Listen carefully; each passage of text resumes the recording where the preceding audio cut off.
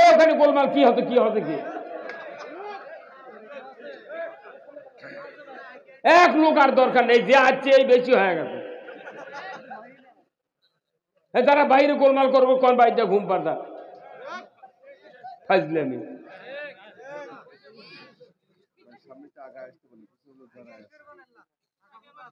না, কিছু লোক দাঁড়িয়ে থাক, ওটা আমাকে সিকিউরিটি গার্ড।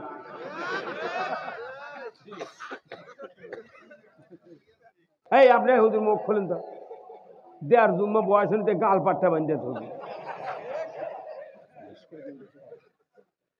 মরদ মানুষ এখন ফাল্গুন মাসের দিন গালত বান্ধা লাগবে, কারণটা কি? বাঘের মতো ফিডব্যাক আমাকে দিতে হবে।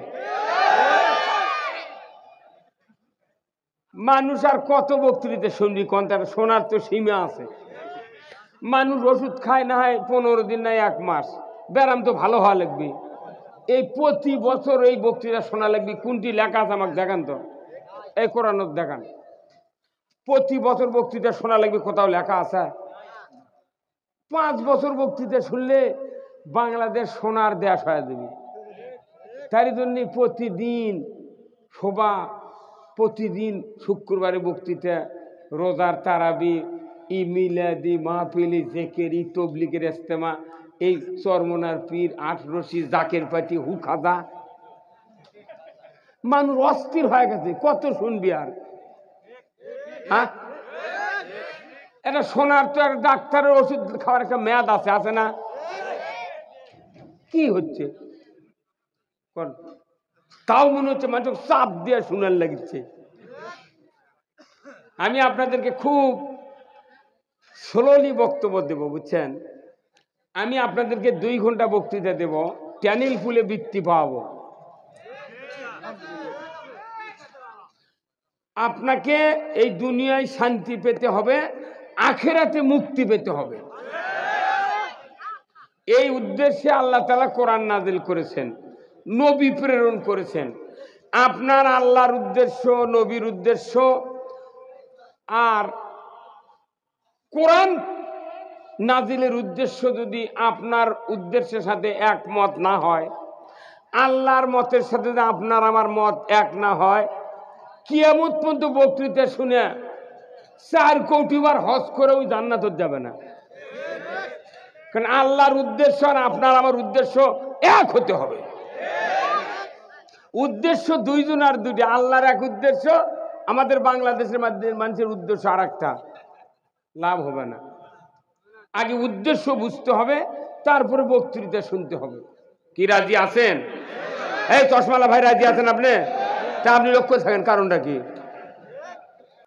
যে লোক আসছেন এর উপর আর লোক দরকার নেই। যারা আসবে না এরা কাল আমাকে রাত্রের স্বপ্নে দেখা লাগবে। এই আর মাত্র কয়েকদিন পরই রোজা, তাই না? তে রোজার যেহেতু তারাবি সেহরি করে শুতে শুতে রাত জাগায় হয়, তে আমরা আগে থেকে একটু জাগি না কেন? হ্যাঁ, যারা মাদ্রাসার শিক্ষক আছেন, ইমাম আছেন, মুয়াজ্জিন আছেন, আলেম ওলামা আছেন, শিক্ষিত লোক আছেন, এই কোরআন এমন একটা কিতাব হিন্দুরও উপকার করে। এই কোরআন মানব জাতির উপকারের জন্য আল্লাহ পাঠাছে। কিন্তু মানব জাতির ভেতরে সবচেয়ে বেশি উপকার পাবে যারা ইমানদার। এখন ইমানদার যদি কোরআন থেকে উপকার নিতে না পারেন, তাহলে আপনাকে আমাকে জাহান্নামে যেতে হবে। কথা বুঝতে পারছেন? মানুষ কোদাল কেনে কৃষক, কোন গারস্থ যারা কৃষি কাজ করে, কোদাল কেনার উদ্দেশ্য কি? মাটি কাটা। আপনি তো কৃষি কাজ করেন না, আপনি বোঝেন?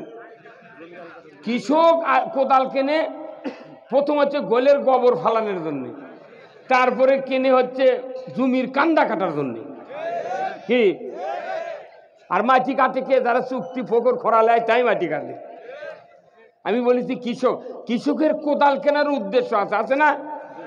কাশি কিনে কৃষক ধান কাটার জন্য। হ্যাঁ, প্রত্যেকটা জিনিসের উদ্দেশ্য আছে।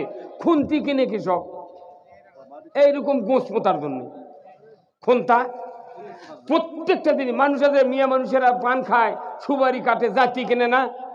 জাতি কেনার উদ্দেশ্য কি? সুপারি কাটা। যারা মিয়া মানুষ ভাত পাক করে চুলের ভারত বেরি কেনে না, বেরি চেনেন? পাতিলিঙ্গে কান্দা ধরে, তো বেরি কেনার উদ্দেশ্য কি?